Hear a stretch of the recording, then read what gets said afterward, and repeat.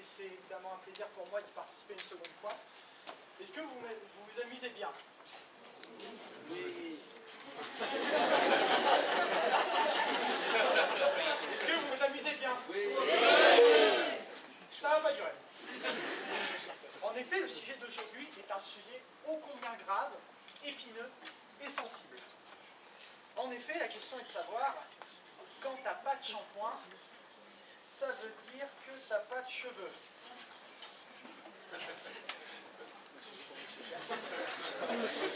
Heureusement qu'elle n'a pas participé à déchiffrer les lettres. Donc pour cerner les enjeux de ce sujet, oui, il y en a. J'ai été surpris aussi. J'ai tout d'abord commencé par rechercher d'où venait la question qui m'était posée.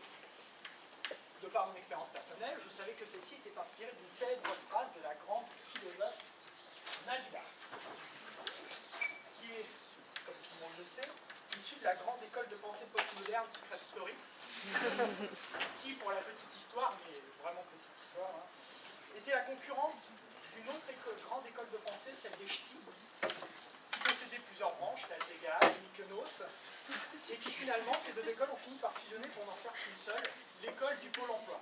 Car comme le disait ma mère, il faut bien redescendre sous terre un jour. Au passage, une petite pensée pour Nabila qui a une hémorragie cérébrale en serrant ses deux cerveaux avec un soutien-gorge trop petit.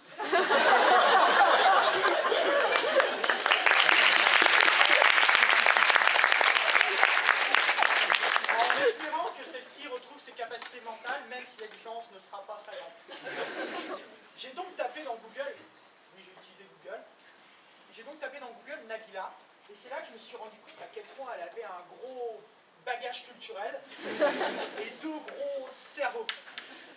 Je me suis rendu compte à quel point alors le sujet était dur, et je décidai alors de me triturer les méninges.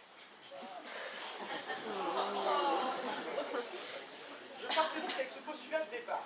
Je cite, « Non mais allô quoi, t'es une fille, t'as pas de shampoing. » C'est comme si je te disais, t'es une fille, t'as pas de cheveux. Par contre, excusez-moi, est-ce que je pourrais changer de camarade à la prochaine vue si j'arrive pas à ce... Alors, déjà, Nabila, pardon, c'est disait. Mais bon, même les plus grands peuvent faire des fautes d'orthographe, surtout celles de la concordance des temps, CE2. Bref, revenons à notre sujet. Il paraît évident que si on n'a pas de shampoing, on n'a pas de cheveux. Pour démontrer cela, on va partir sur deux axes. Un axe plutôt scientifique et un axe plutôt quotidien, plutôt pragmatique.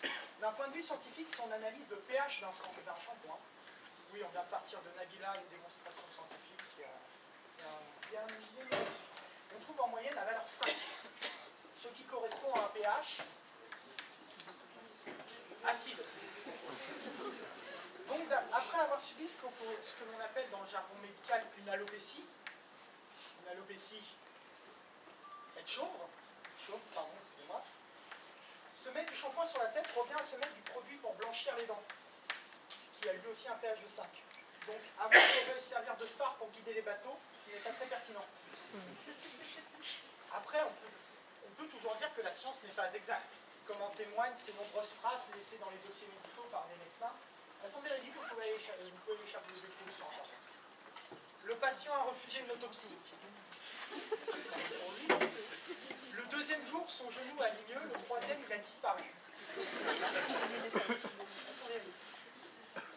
Je savais pas que Nabila avait eu son doctorat en médecine.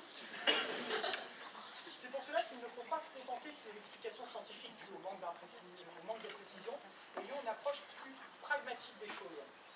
Plaçons-nous dans une situation de tous les jours. Vous êtes en train de faire vos courses, vous êtes chauve, vous imaginez dire à votre conjoint, « Chérie, j'hésite entre le shampoing pour les cheveux secs et celui pour les cheveux frisés à la menthe douce. » Il faut quand même avoir un sacré recul sur soi pour dire ça sans perdre une dent. Après, étant donné que cette situation n'arrive pas souvent, qu'elle sort un peu de l'ordinaire, je l'avoue, qu'elle ne sert que pour notre démonstration, on peut dire qu'elle est un peu tirée par les cheveux. Vous vous rendez compte qu'elle passait pas très bien. Les issues de secours sont ouvertes parce que ma petite amie est présente dans la salle, donc je pense qu'elle veut sortir. Alors, cependant, rassure-toi, personne souffrant d'une alopécie. Tu peux utiliser une multitude de produits pour te laver les cheveux, tels que le savon, ou encore le gel douche pour le corps, car certes, tu n'as plus de cheveux, mais tu as un grand front, ce qui est un avantage aérodynamique indéniable. Cependant, il y a certains produits que tu ne peux plus utiliser, comme les huiles essentielles. Sinon, ça équivaudrait à avoir de l'huile de friture sur les cheveux. Et il est aussi très fortement déconseillé d'utiliser du polish pour faire briller les voitures. À moins que tu veuilles ressembler à Monsieur Propre ou servir de jouet dans des soirées plutôt étranges.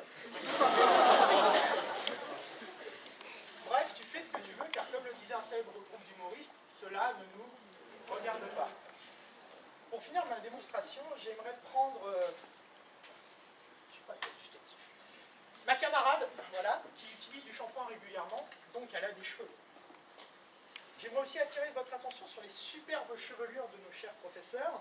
Elles montrent sûrement les bienfaits du shampoing pour avoir des cheveux, vu la quantité de cheveux qui doivent s'arracher pour corriger nos copies. Un bon shampoing n'est pas superflu. Ainsi, vous avez pu voir l'absurdité d'utiliser du shampoing lorsqu'on n'a pas de cheveux. Et donc, effectivement, si tu n'as pas de shampoing, ça veut dire que tu n'as pas de cheveux. Cependant, je voudrais profiter de cette courte plaidoirie pour faire part de mon soutien à tous ces pauvres chauves persécutés et frustrés. En effet, on les voit tous dehors, devant les vitrines des coiffeurs, à ne pas oser rentrer. Et quand ils rentrent, c'est souvent pour accompagner une personne se faire coiffer, et là, le coiffeur a ces phrases. C'est pour un shampoing ou une coupe? Ah ah ah. Un exemple de leur profonde détresse, c'est d'ailleurs récemment manifesté dans l'actualité, puisque le célèbre basketteur Kobe Bryant a laissé une note à ses producteurs de 300 $ en coiffure alors qu'il est chauve. Alors, à toutes les associations, ligues, groupes pour chauves de France et de Navarre, je souhaiterais adresser mon soutien le plus profond à leur combat contre les discriminations et la détresse des personnes souffrant d'alopécie. En conclusion, j'espère sincèrement que vous avez apprécié ma plaidoirie et j'espère que contre mon adversaire, que la victoire ne se jouera qu'à un cheveu.